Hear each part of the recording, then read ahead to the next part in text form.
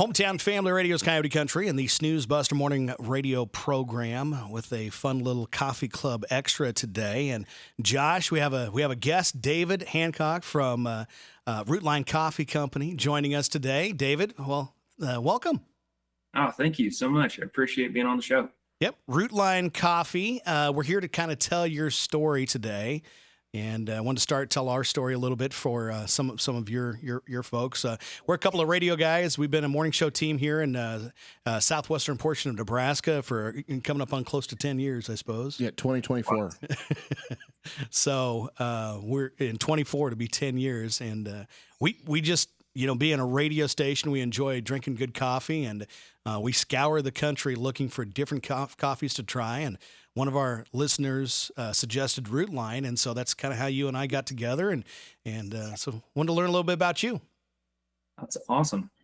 That's really cool. I didn't know we had people that drink coffee in Nebraska. That's awesome.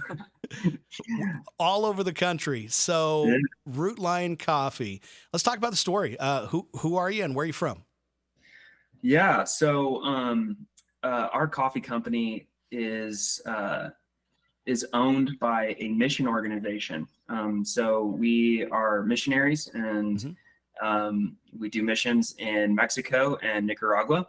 And we had an opportunity to buy a coffee farm in Nicaragua, and we had no idea what we were doing.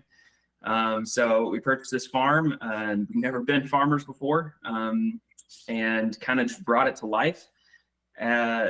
Realized that we really could only make money by selling roasted coffee in the United States. And so kind of got thrown into this whole business and learned how to roast coffee under a man named Jeremy Doss, and came out and started our company in the States, and been working since 2020. Our company launched in February of 2020, and right, then March COVID. So it's been a wild ride for sure. Yeah. Yeah, it's been a good time. Because we're mission focused, we really care about the farmers in Nicaragua, and so we pay them 48% above the national minimum wage. Wow. We provide daily meals, clean water, and right now we just started a daycare for the kids, so that there's no child labor on our farms, because that's a really big problem in the specialty coffee industry. And our coffee is about top 3% in the world. We are high specialty grade, and we try to carry that level of quality into our roasting and our packaging and presentation as much as we can here in the United States. Well, you guys have some nice coffees, Josh. We've tried a few of them already.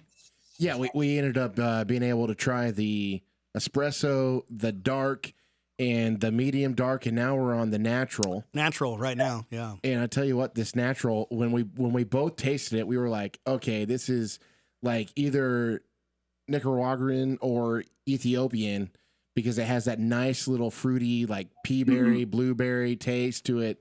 I mean, you can really catch those notes. Yeah, one of my favorites, my wife's personal favorite. She loves it, and do y'all know what natural processed is and how that works? Tell us a little about it. Yeah, that's why we do these things, to learn more. Yeah, absolutely. So natural is a drying process. So there's washed coffee, which is what I'd say probably 98% of coffee in the United States, or just in the world in general, is processed. And then there's natural, which is coffee is in a red cherry, and the two little coffee beans are in one cherry, and then you dry the coffee in that red cherry. It's very sweet. So coffee cherries are extremely sweet, very fruity. And so when you dry it in that husk, all that sweetness just permeates the bean. And so when we get to roast it, you get a lot of that sweetness, a lot of the flavor from that. And so that's kind of how we were able to get, like you said, more of an Ethiopian fruity type of flavor from a Nicaraguan coffee, which we were really blessed to be able to do, because that was something a lot of people were requesting. It's like, hey, do you have any other farms in other parts of the world? I'm like, nope, we only got one. So yeah. We'll do our best to figure it out. So with the natural coffee, do you have a preferred method of brewing? Because we just dripped it, but do you have a preferred method? My personal favorite is the pour over. So I use a Chemex with a one of those bamboo paper filters. There's like really clean. That's I think it's really about preference when it comes to coffee in a lot of senses. So however you like coffee, we try to make it as easy as possible. So we do a bunch of different grinds that you can order on our website, and if you like pour over, we'll grind it for you. If you're a purist and you want whole bean and you want to grind it yourself because you know all your stuff, like go for it. That's great. That's us. Yeah, same. I got a nice grinder in my house and do the same thing. So yeah, we try to be as accommodating as possible. And but my personal favorite is pour over. I think it really brings out those flavors. Yeah. And also when you talk about accommodating, one of the things that we've done over the years of doing Coffee Club and getting coffee sponsors is a lot of people just have, their whole bean process and different varieties, but decaf is usually not an option. And you guys have a decaf line. And so my mom is somebody that can't have decaf. Can't have the caffeine. Can't have the caffeine. She can't have the caffeine. So decaf is an option for her. And when I told her, I was just like, Mom, check this out. I grounded it for her and she tasted it and she goes, honestly, she's like, this is what I've been wanting in a decaf coffee, something that still had that whole flavor of coffee, but, still was accommodating to her lifestyle because she pretty much quit drinking coffee because she couldn't find one that tasted like coffee. And she said, your decaf is been the best one she's tried so far. Oh, that's so good to hear. Cause that was really the goal.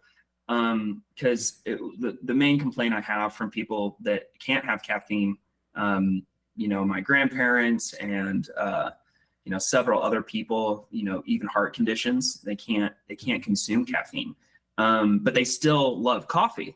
And most decaf, like you said, is just really, really bad. We just call it brown, dirty water. So yeah, it's terrible. And so I heard about this processing plant in Mexico called Mountain Water Processing, and it uses spring water to decaffeinate coffee. And are y'all aware of how like water decaffeination works? Nope. That's why we do these strike things. two now. Yeah, it's great. Lay it on us. So essentially, there's a little bit more to it, but I don't even understand the whole process. They don't explain everything exactly. So I'm trying to paraphrase a little bit of it. So essentially they take caffeinated, unroasted coffee, and then they wash it in about 96-degree water and strain out that water and then put more water on it and continue to cycle it until the caffeine content is extremely low. And then they sell that caffeine to companies like Coca-Cola and other companies that use that caffeine from the coffee beans. Then they re-dry it to make sure everything's good, and then they bag it up and ship it back to us. So a little longer process, but end result is less caffeine. High quality. Yeah. There's there are other water processing companies, but they're very flat. They kind of lose their flavor. And that I wanted something that still maintains specialty grade to me. And then there's chemical decaffeination, which is the vast majority of decaf. And that one makes it, that's the dirty water that we really know about. It's really bad. Yeah, you taste the chemicals is what it happens in that. Yeah, absolutely. So let's talk about the other end of the spectrum. You also have an espresso blend. So if you really like that dark, bold flavor, talk about that one for us. Yeah. So I was trying to figure out a good espresso for our,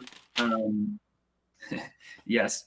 I was trying to figure out a good espresso blend for our coffee trailer that we have opened up in Dripping Springs, Texas.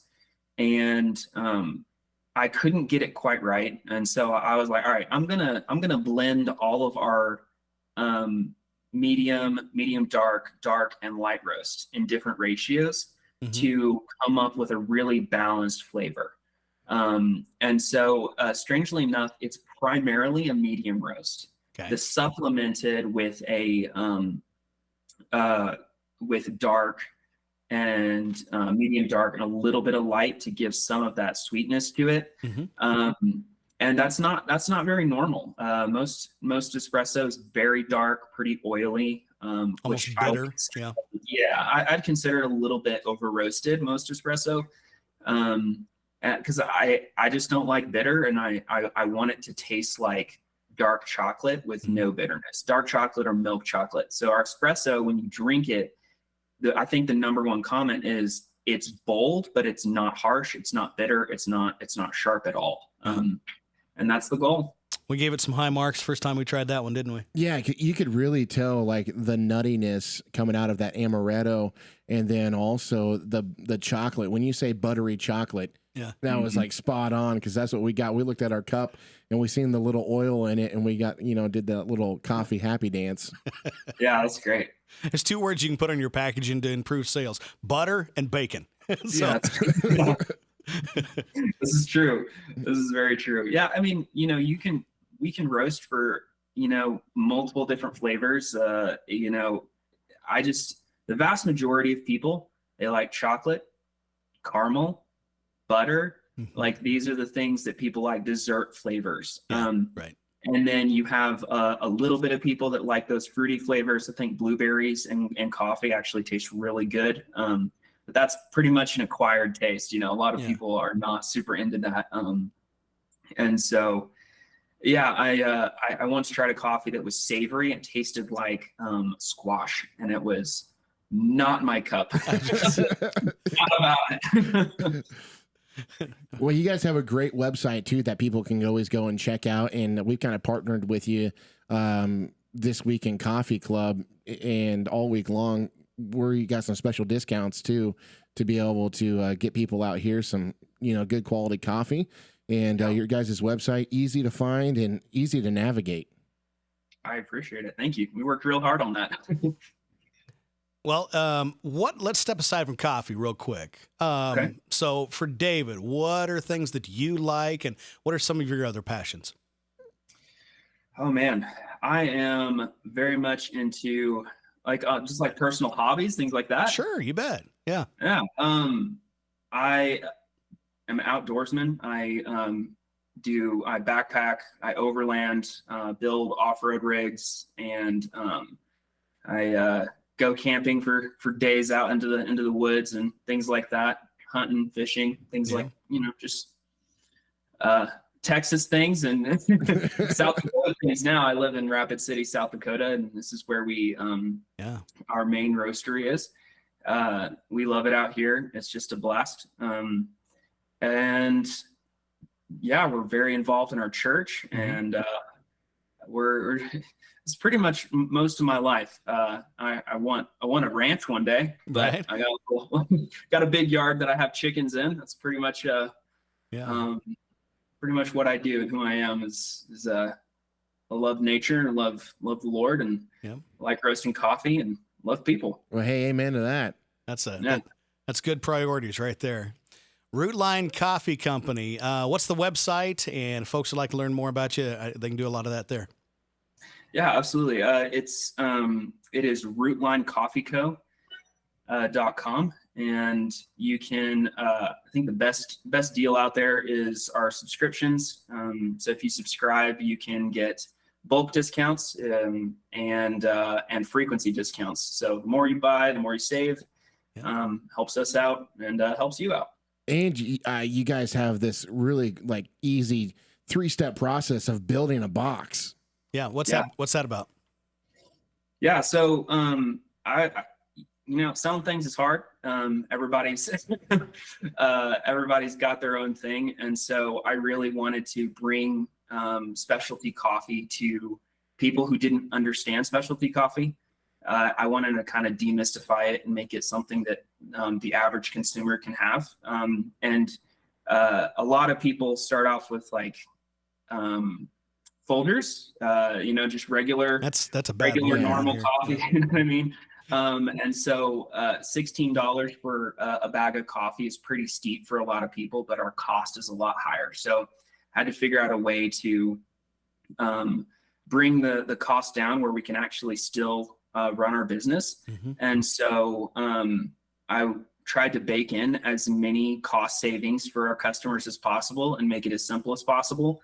And also to where it felt like you're getting a premium product. So building the box, if you go on our website, you can see how you have like progress bars and multiple different options. You can really curate your own experience and also save a pretty good amount of money doing it. Yeah, when you get to 3 bags, that's free shipping. Yep, 3 bags, free shipping. Check it out on the website, rootlinecoffeeco.com. David, thanks for being with us today, and just wish you all the best, and that you move a lot of beans, but appreciate what you're doing, especially with the farm side and everything there, too. It really does make a difference. I appreciate it, sir. Thank you so much, and thanks for having me on.